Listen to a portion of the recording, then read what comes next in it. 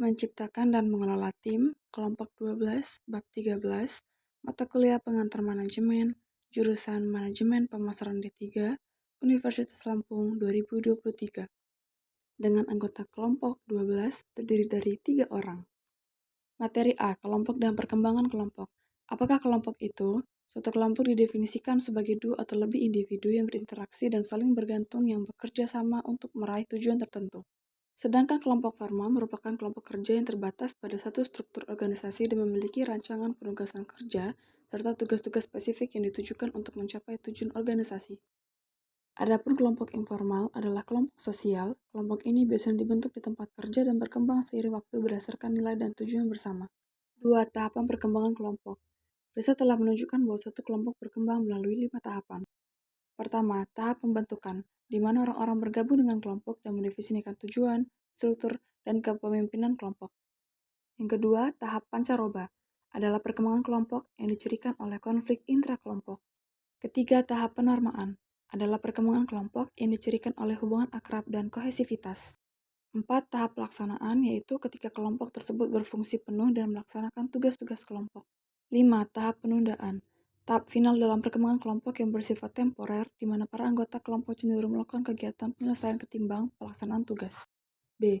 Kinerja dan kepuasan kelompok kerja. 1. Kondisi eksternal yang dibebankan terhadap kelompok.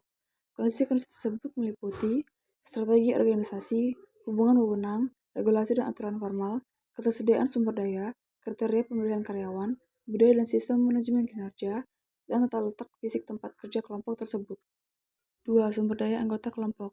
Potensi kinerja suatu kelompok bergantung pada sumber daya yang disumbangkan setiap individu. Sumber daya ini mencakup pengetahuan, kemampuan, keterampilan, dan kepribadian. 3. Struktur kelompok. Dalam konteks pengantar manajemen adalah suatu kerangka atau susunan yang mengatur bagaimana individu-individu dalam suatu organisasi atau tim bekerja sama untuk mencapai tujuan bersama.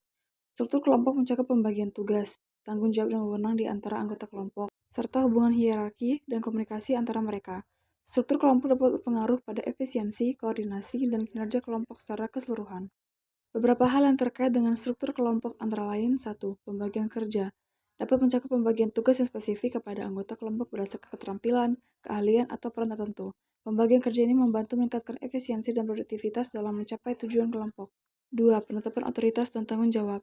Struktur kelompok juga mencakup pengaturan hubungan antara anggota kelompok dan pemimpin.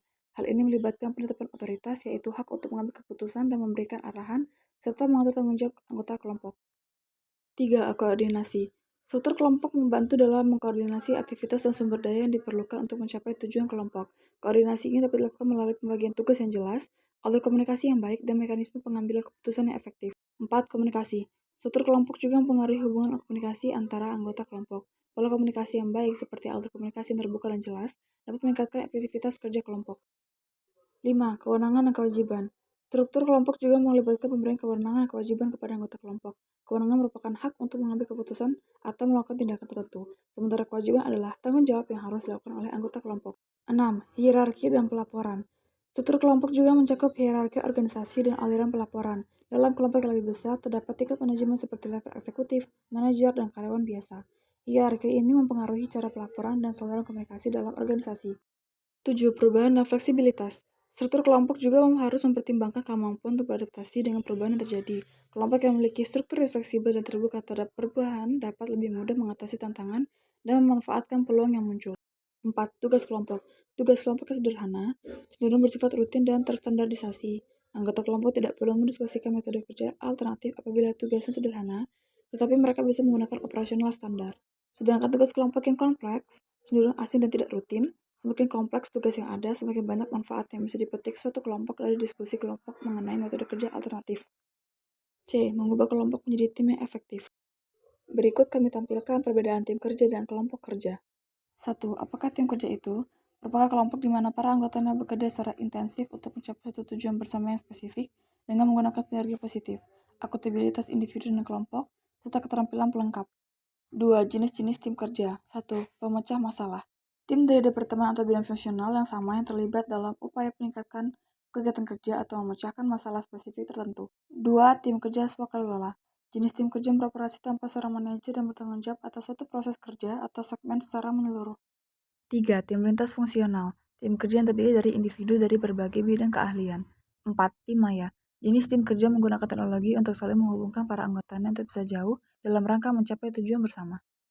3. Menciptakan tim kerja yang efektif. Satu elemen yang mungkin Anda anggap penting untuk menjadikan sebuah tim yang efektif adalah bahwa tim itu harmonis dan ramah. Faktanya, keramahan bukanlah suatu komposisi yang diperlukan.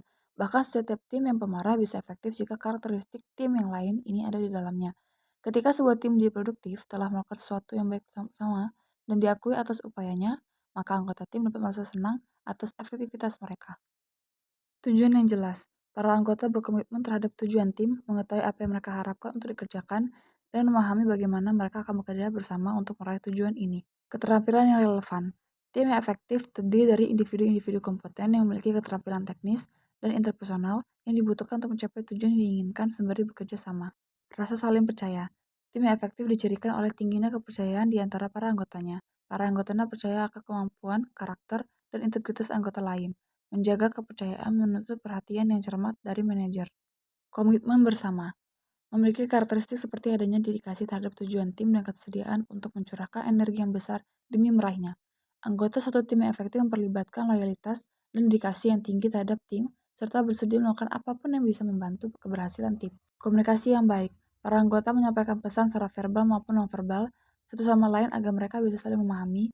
Adanya umpan balik juga menuntut anggota tim dan mengoreksi kesalahpahaman. Keterampilan bernegosiasi. Tim yang efektif selalu melakukan penyesuaian dalam pembagian tugas. Karena permasalahan dan hubungan selalu berubah-ubah dalam tim, para anggota harus mempunyai dan merekonsiliasi perbedaan. Kepemimpinan yang sesuai. Pemimpin yang efektif bisa memotivasi suatu tim untuk mengikutinya dalam situasi tersebut apapun. Penelitian telah menunjukkan bahwa ketika tampilan emosional seorang pemimpin tim, baik positif ataupun negatif, digunakan pada waktu yang tepat, fungsi dan kinerja tim dapat ditingkatkan. Dukungan internal dan eksternal. Secara internal, tim harus memiliki infrastruktur yang mapan, yang berarti pelatihan yang layak. Sistem yang jelas dan masuk akal yang bisa digunakan anggota tim untuk mengevaluasi kinerjanya secara keseluruhan, sebuah program insentif yang mengakui dan memberikan imbalan atas aktivitas tim, serta sistem SDM yang suportif. Secara eksternal, manajer harus menyediakan sumber daya yang diperlukan tim untuk menyelesaikan tugas. D. Tantangan masa kini dalam mengelola tim. 1. Mengelola tim global. Sumber daya anggota kelompok dalam tim global. Memahami hubungan antara kinerja kelompok dan sumber daya anggota kelompok sangatlah menantang karena adanya keunikan karakter budaya yang dibawa oleh masing-masing anggota tim global. Selain mengenal pengetahuan, kemampuan, keterampilan, dan kepribadian anggota tim, manajer juga harus mengakrabi dan memahami dengan jelas karakter budaya dari kelompok serta anggota kelompok yang mereka kelola. Struktur kelompok. Bagian bidang struktural di mana kita melihat perbedaan dalam mengelola tim global antara lain kesesuaian, status, kemalasan sosial, dan kesatuan. Proses kelompok. Riset telah membuktikan bahwa tim global yang multikultural lebih mampu memanfaatkan peluang dari beragam ide apabila tim itu menggunakan berbagai macam informasi. Riset juga menunjukkan bahwa dalam kebudayaan yang kolektivistik, manajemen konflik yang kolaborasi menjadi yang paling efektif. Peran manajer. 1. Karena keterampilan komunikasi merupakan hal yang penting, manajer harus fokus pada pengembangan keterampilan tersebut. 2. Manajer harus mempertimbangkan perbedaan budaya ketika memutuskan jenis tim global apa yang akan digunakan. 3. Penting bagi manajer agar sensitif terhadap perbedaan unik dari masing-masing anggota tim global, namun penting juga bagi anggota tim agar lebih sensitif satu sama lain. 2. Membangun keterampilan tim. Manajer harus melihat peran mereka lebih dari sekadar menjadi pelatih dan mengembangkan anggota tim untuk menciptakan tim yang lebih berkomitmen, kolaboratif, dan inklusif. Sangatlah penting untuk menyadari bahwa tidak semua orang adalah pemain tim atau dapat belajar untuk menjadi pemain tim. Jika upaya membangun tim tidak berhasil, mungkin lebih baik untuk menempatkan orang-orang pada posisi di mana pekerjaan mereka dilakukan secara individu. 3. Memahami jaringan sosial adalah pola hubungan informal antara individu dan kelompok. Pentingnya jaringan sosial adalah hubungan dapat membantu atau menghalangi keefektifan tim, dan hubungan meningkatkan pencapaian tujuan tim dan meningkatkan komitmen anggota kepada tim. Studi kasus tentang profil perusahaan Pixar Animation Studios. Pixar Animation Studios, atau yang umum dikenal dengan nama Pixar, adalah studi animasi komputer dari USA yang berpusat di Emeryville, California. Pixar dikenal baik dengan CGI film animasinya yang sangat berkualitas. Sejak pertama kali muncul dengan film perdananya, Toy Story, Pixar memang telah menggebrak persaingan industri film Amerika terutama untuk pasar film animasi, disandingkan dengan beberapa nama besar lain seperti Disney Animation serta DreamWorks. Nyatanya Pixar tak pernah kalah pamor bahkan berhasil unggul dengan bukti sederet penghargaan bergengsi dalam industri perfilman. Budaya kreatif Pixar. 1. Membuka peluang besar terciptanya inovasi. Pada semua judul film yang telah dirilis oleh Pixar, tentu kita bisa melihat potongan film dalam durasi pendek yang muncul di awal film atau yang kadang disebut dengan teaser. Dalam kumpulan cuplikan tersebut, nyatanya justru muncul banyak inovasi dan inspirasi baru dari para pekerja Pixar. Ada saja hal baru seperti karakter atau inspirasi cerita yang justru muncul dari teaser film tersebut. 2. Menampung banyak ide. Budaya kerja positif berikutnya yang diterapkan oleh Pixar adalah selalu menampung ide sebanyak mungkin. Hal ini praktis membuat tim kreatif tidak bertumpu pada satu ide saja, selalu ada plan B, C, D, dan seterusnya yang disediakan oleh para pekerja. 3. Selalu menjalankan evaluasi detail. Masih berhubungan dengan kerja sama tim, ketika sebuah proyek telah rampung pada satu tahap, maka akan diadakan evaluasi detail terkait hasil tersebut. Di sini selalu diutamakan masukan dari banyak orang sebagai filter untuk menghasilkan film terbaik. 4. Menjaga prinsip kebersamaan.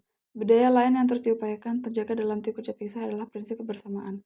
Sebagai informasi, hingga saat ini Pixar telah menelurkan 16 judul film animasi yang mayoritas berhasil menjadi animasi populer setelah dirilis. 5. Selalu berbagi. Saat ini Pixar dikenal sebagai salah satu perusahaan yang paling berhasil dalam bidang animasi. Namun nyatanya keberhasilan tersebut tidak mereka pendam sendiri.